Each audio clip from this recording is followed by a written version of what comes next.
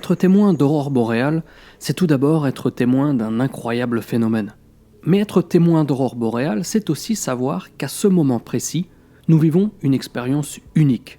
Unique dans le sens où il faut se trouver dans des latitudes très spécifiques à des moments de l'année qui le sont tout autant. Alors comment ça marche ? Comment se créent les aurores ? Quand et comment peut-on en voir ? Aujourd'hui, je vous propose les coulisses d'une chasse aux aurores boréales, tout en parcourant les stupéfiants décors de l'Islande dans sa version hivernale. Entre veille météorologique et conduite en conditions impétueuses, en passant par les infinies beautés de cette île, vous allez basculer dans un autre monde, et ça commence maintenant.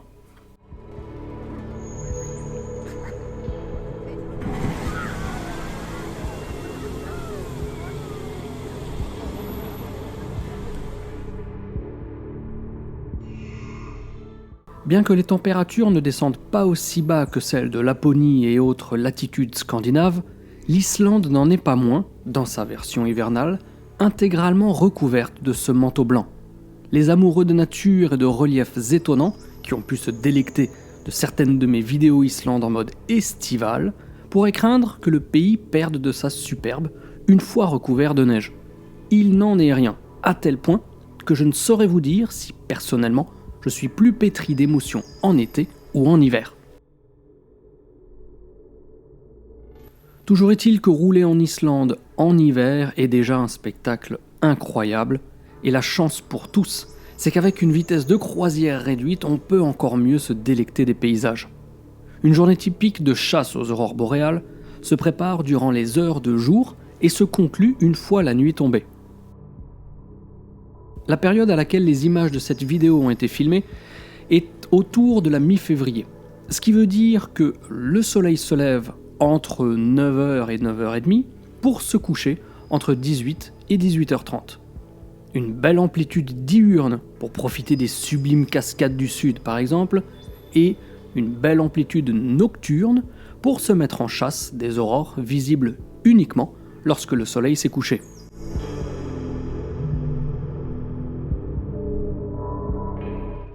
La préparation d'une chasse aux aurores boréales dont je parlais il y a un instant commence le matin, en regardant tout d'abord quelle intensité pourront avoir les aurores dans la soirée et dans la nuit.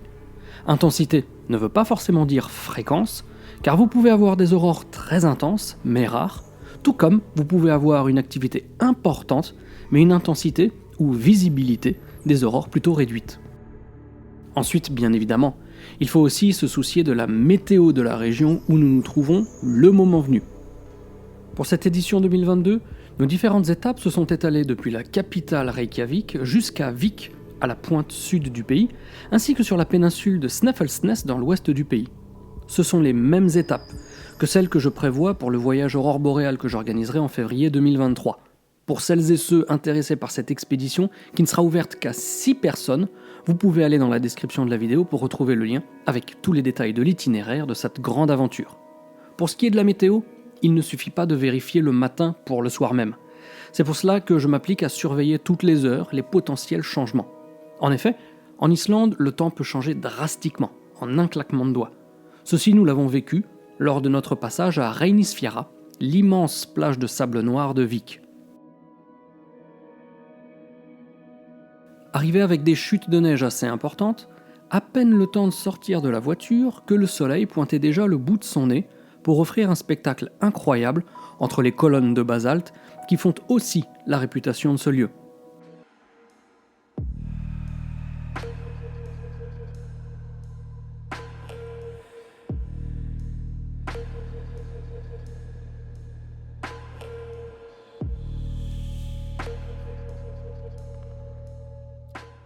Si on ne s'en rend pas forcément compte sur ces images, les amis, la mer était déchaînée ce jour-là, alors qu'elle s'écrasait sur les formations basaltiques de l'océan, culminant à 66 mètres de haut. Les aurores boréales, par contre, ne sont jamais garanties, il faut bien garder ça en tête. C'est ça qui fait aussi la magie de ce phénomène. Nombreux sont les témoignages de celles et ceux qui ont passé 1 semaine, 10 jours, 2 semaines en Islande, sans malheureusement être gâtés par la météo. Parce que oui, s'il faut veiller à la météo, c'est parce que si le ciel est trop nuageux, alors il ne sera pas possible de voir des aurores. Ces dernières ont besoin d'un ciel clair ou au pire légèrement clairsemé de nuages.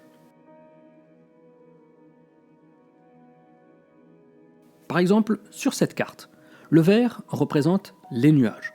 Il ne sera donc pas possible de voir d'aurore, sauf si on se trouve dans ces régions. Et comme le ciel change souvent, c'est donc une véritable chasse qui se met en route chaque jour après le coucher de soleil pour déterminer si et où des aurores apparaîtront. Et forcément, lorsque la météo est au rendez-vous, alors là, le spectacle commence. Les férus de photographie qui m'accompagneront l'année prochaine pourront clairement s'en donner à cœur joie, car avec du bon matériel, ça donne des clichés absolument exceptionnels. Mais même avec un matériel moins ambitieux, un bon smartphone par exemple, on peut capturer des images qui resteront gravées dans votre mémoire à jamais.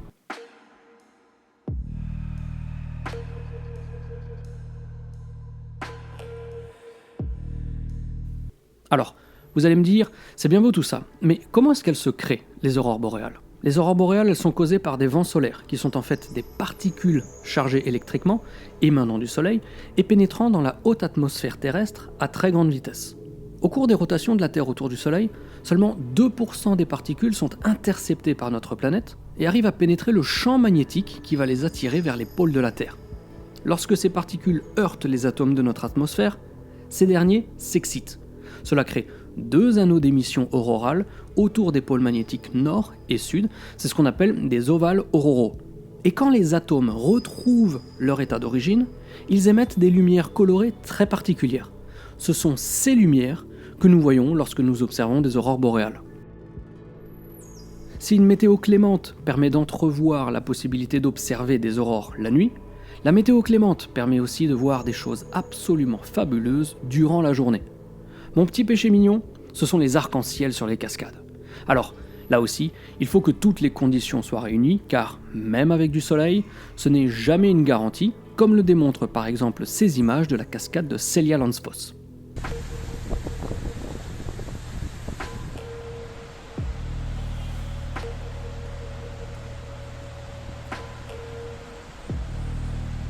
Par contre, un petit peu plus loin sur la route sud, nous avons Skogafoss et Kvernúfoss.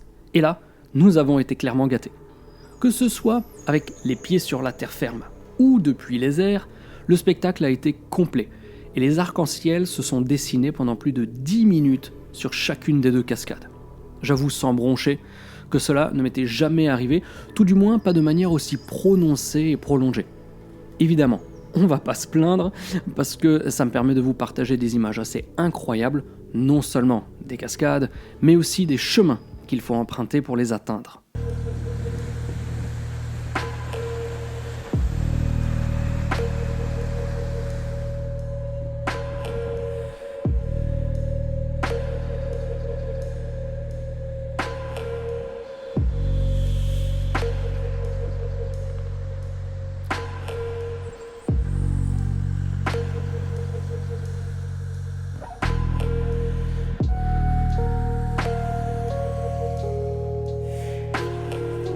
Quand j'utilisais le terme d'expédition auparavant, c'est vraiment à dessein. Tout se mérite. On n'a rien sans effort, mais dans cette nature, les récompenses sont parfois ahurissantes. Personnellement, je suis toujours tiraillé niveau météo en Islande en hiver, parce que, en général, étant donné que tout change très vite, si on bénéficie d'une sublime journée, qu'on se réveille dans des endroits à couper le souffle, qu'on découvre des étendues interminables caressées par les rayons du soleil, cela risque de signifier que malheureusement entre guillemets bien entendu, que le soir, le ciel va se couvrir. Et donc, adios les aurores, pour ce soir-là en tout cas. A l'inverse, si la météo est plus capricieuse pendant la journée, alors le soir, il y a moyen d'avoir des percées, voire carrément un ciel vierge. Toujours est-il que j'adore ce côté aventure et enquête où on part au débeauté, à 20h, 22h, voire en pleine nuit s'il le faut, dans l'espoir de voir sous nos yeux cette grandiose démonstration de la nature. Vous allez me dire, ouais mais Coco, comment on fait si on part à la chasse aux aurores pendant la nuit et que le lendemain matin, il faut renquiller avec toute une journée de route ? Eh ben, le Coco, il a pensé à tout, enfin, c'est une façon de parler, dans la manière dont il a conçu l'itinéraire du voyage 2023. Parce que s'il y a des incartades nocturnes pour aller chasser le ver scintillant des aurores, alors le lendemain matin, c'est départ tardif pour être bien relax.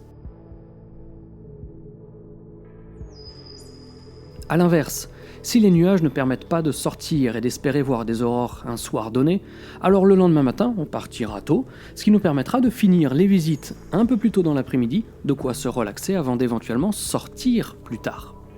Et cette relaxation, elle est toujours grandement améliorée par la présence de bains chauds, il va sans dire.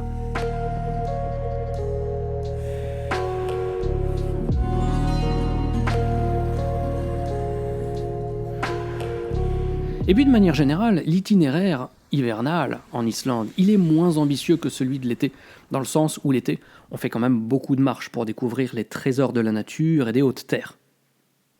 Pas que celui de l'été soit foncièrement ambitieux, mais en hiver, tout du moins, il faut aussi garder à l'esprit que les tempêtes courtes peuvent survenir à tout moment. Enfin, tout moment. On est quand même au courant 1 ou 2 jours à l'avance, mais ce n'est jamais exclu. Et des fois, il y a des tronçons de route qui sont fermés et qui forcément mettraient à mal le déroulé du trip. Donc on va réduire aussi les distances à couvrir chaque jour. Et puis ça peut aller très vite ces changements. Sur ces images, par exemple, nous sommes près de Hveravelli, sur la route 1, qui est la seule route asphaltée dans son intégralité et faisant le tour complet de l'île. Donc on est sur une route très entretenue et tout aussi fréquentée. Pourtant, 12 heures seulement après notre passage, il y avait 20 km de route fermée en raison du mauvais temps et des chutes de neige. En même temps, le vent avait déjà commencé à se lever lors de notre passage et à balayer la route de cette neige si particulière, si légère, dansante et virevoltante, faisant disparaître la route pour quelques fractions de secondes. Personnellement, je ne me lasserai jamais de voir ça.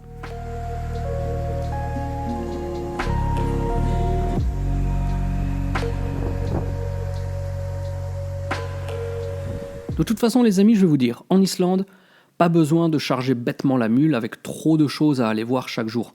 Je suis un éternel partisan du moins, mais du mieux, et entre nous, les paysages qui défilent sous nos yeux nous obligent forcément à nous arrêter souvent pour immortaliser ces choses que, pour la plupart, ne reverront plus.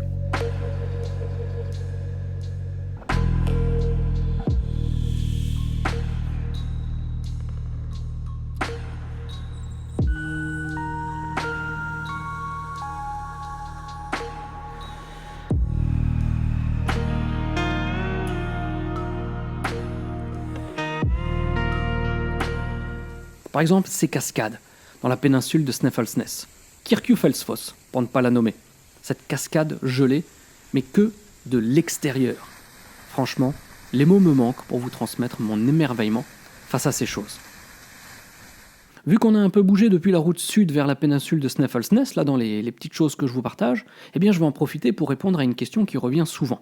Y a-t-il des endroits, ou un endroit, qui sont ou qui est plus propice que d'autres pour voir des aurores boréales en Islande? Eh bien, la réponse est non. Tant que les conditions sont réunies pour que des aurores apparaissent, alors il n'y a pas vraiment de différence, suivant qu'on soit à Vik dans l'extrême sud ou à Akureyri dans l'extrême nord.